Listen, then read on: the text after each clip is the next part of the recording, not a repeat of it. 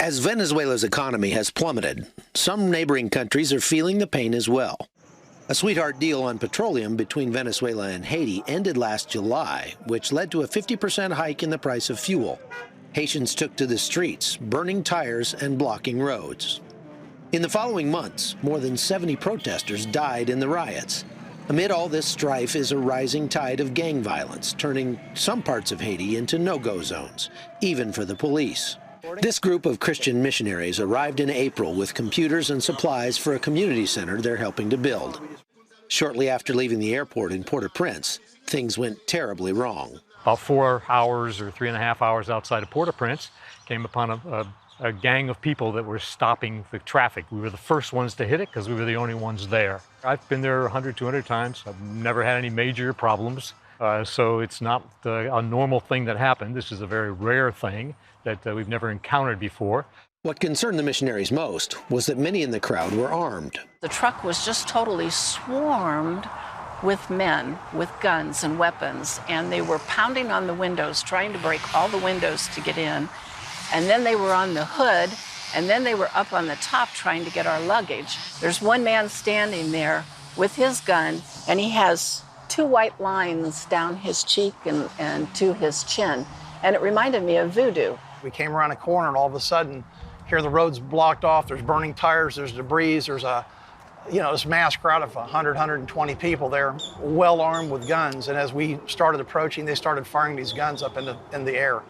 And I'll be perfectly truthful, at that moment, I thought, we're gonna die. Drew Passler was driving the second vehicle along with the team doctor, Doug Burbella. And as we were approaching, he said, slow down a little bit.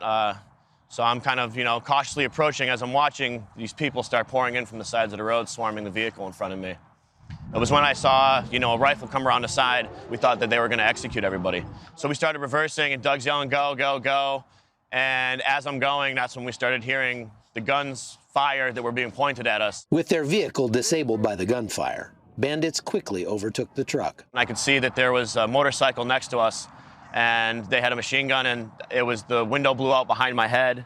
And a couple seconds after that, I heard Doug yell, I'm dying, I've been hit. As the gang emptied both vehicles, the situation continued to deteriorate.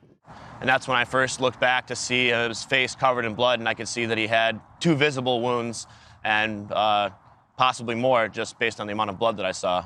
Then the gunman put his rifle up to Dr. Burbella's head. But before he could pull the trigger, something extraordinary happened. Maybe 30 seconds later, after they'd taken my cell phone, I could see that they had my bag out of the truck. A man on a motorcycle just pulled out of nowhere in front of me. And he looked at me and he said, it's okay, it's going to be okay. And he said this, which was bizarre, in perfect English with no accent. Not even yelling, just kind of normal talking voice. He just said something in Creole in 2 to 3 words. And everybody around us that had the guns just kind of stopped. Everything changed. The whole demeanor of the crowd just stood back. I don't know what they saw, but they stepped back, and the tension was gone. But the crisis wasn't over. Doug Burbella was slowly bleeding to death. Doug had so much blood on him, we thought that he had been lung shot through the vitals, but we couldn't do anything because he physically couldn't move. And during the course of the trip back, Doug was fading in and out, and at one point in time he said, look, I'm not gonna make it. Would somebody please record my last words? I just want you to know I love you, and I love you, Michael. Michael, I want you to be a pilot. Don't ever give up that dream. Live for the Lord. When Doug finally left Haiti on the Life Flight aircraft, they brought him here to Delray Medical Center in Delray Beach, Florida. The doctors and surgeons who worked on him since then, removing the bullets and bullet fragments from his neck and face, say that the fact that he's still alive is nothing short of a miracle. I didn't say much, but I just felt I had to say something. Doug wants people to learn from his ordeal. I want people to know that if God can carry me through this with no loss of any function, really, whatever problems you have, they're equally minuscule. It's a miracle, and if God can do this in this tragic of an event, I think it's a shout out to say, hey, your problem is also equally as small, and God can carry you through it. From Delray Beach, Florida, I'm Chuck Holton for CBN News.